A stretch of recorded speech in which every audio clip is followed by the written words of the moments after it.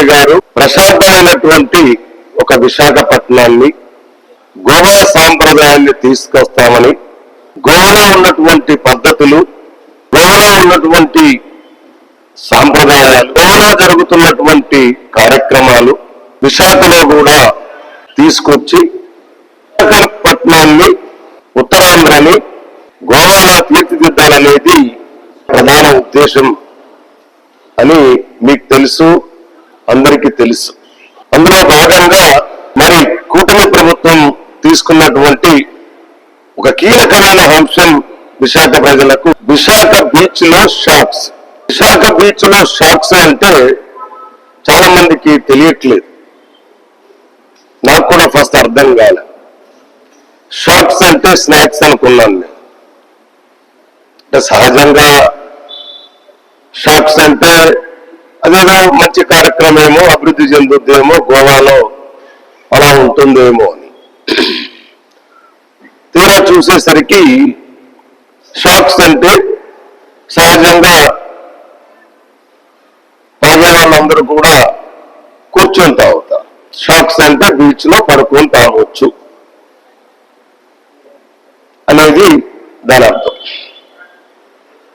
గౌరవ ముఖ్యమంత్రి గారికి, కూటమి ప్రభుత్వం పెద్దలకు వైఎస్ఆర్ కాంగ్రెస్ పార్టీ నుండి ఈ వేదిక ద్వారా మేము కొన్ని ప్రశ్నలు అడగదలుచుకున్నాం.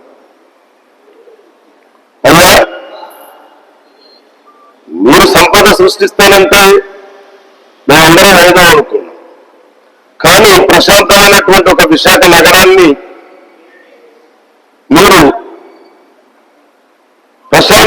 ప్రశాంతత కోసం వెళ్ళేటువంటి బీచ్ల్ని మీరు వాటిని బారులుగా మార్చేసి మీరు సంపద సృష్టించుకుంటామని అంటే, ప్రధాన ఎజెండాగా గ్రేటర్ విశాఖలో ముఖ్యమంత్రి గారు మీరు చేసినటువంటి ఈ షాక్స్ లేదు, తోపుడు పనులు తీసేసి ఒక 30-40 వేల మందిని పని లేకుండా చేసి వాళ్ళ కడుపు కొట్టినది అదొక అంశమైతే, అదొక షాక్. ఫుడ్ కోర్టు తీసేసి రాత్రి 11 తర్వాత విశాఖపట్నం వచ్చిన వాళ్లకు మరి తిండి లేకుండా చేసింది అదొక ఘనత అయితే, విశాఖలో ఉన్నటువంటి ఖరీదైన భూముల్ని 99 పైసలకే మీరు మీ తాలూకా తాబేదారులకు మీరు దారాదత్తం చేసింది అదొక వరమైతే, మీకు సంబంధించినటువంటి ఒక వ్యక్తికి మరి ఎకరాలు మీరు దారాదత్తం చేసింది అదొక అంశమైతే, ఇదిగో మా 2 సంవత్సరాల పరిపాలన విశాఖ ప్రజలకు మేము ఇచ్చినటువంటి గొప్ప బహుమతి,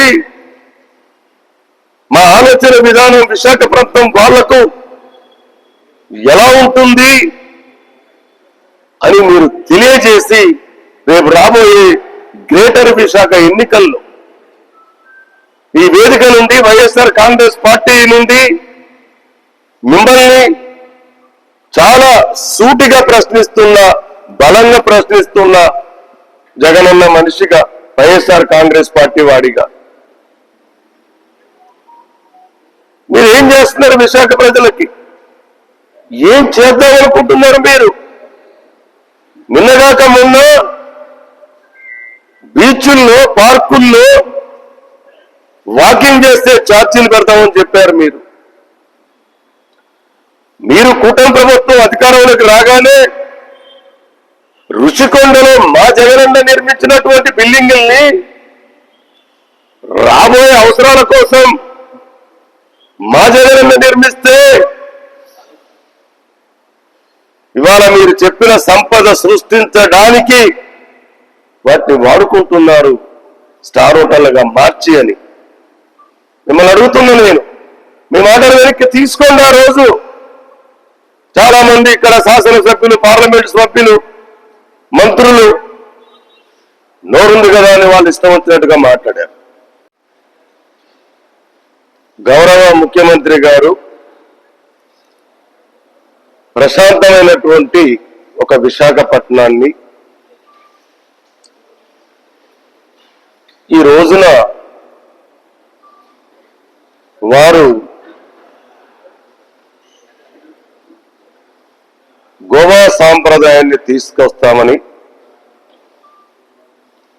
గోవాలో ఉన్నటువంటి పద్ధతులు, గోవాలో ఉన్నటువంటి సాంప్రదాయాలు, గోవాలో జరుగుతున్నటువంటి కార్యక్రమాలు విశాఖలో కూడా తీసుకొచ్చి విశాఖపట్నాన్ని, ఉత్తరాంధ్రని గోవాలా తీర్చిదిద్దాలనేది వారి ప్రధాన ఉద్దేశం అని మీకు తెలుసు, అందరికీ తెలుసు. అందులో భాగంగా మరి కూటమి ప్రభుత్వం తీసుకున్నటువంటి ఒక కీలకమైన అంశం విశాఖ ప్రజలకు ఏంటి అంటే, విశాఖ బీచ్ లో షాక్స్. విశాఖ బీచ్ లో షాక్స్ అంటే చాలా మందికి తెలియట్లేదు. నాకు కూడా ఫస్ట్ అర్థం కాలే. షాక్స్ అంటే స్నాక్స్ అనుకున్నాను నేను. అంటే సహజంగా షాక్స్ అంటే అదేదో మంచి కార్యక్రమేమో, అభివృద్ధి చెందుద్దేమో, గోవాలో అలా ఉంటుందేమో అని. తీరా చూసేసరికి షాక్స్ అంటే సహజంగా తాగే వాళ్ళందరూ కూడా కూర్చొని తాగుతారు. షాక్స్ అంటే బీచ్ లో పడుకొని తాగొచ్చు అనేది దాని అర్థం.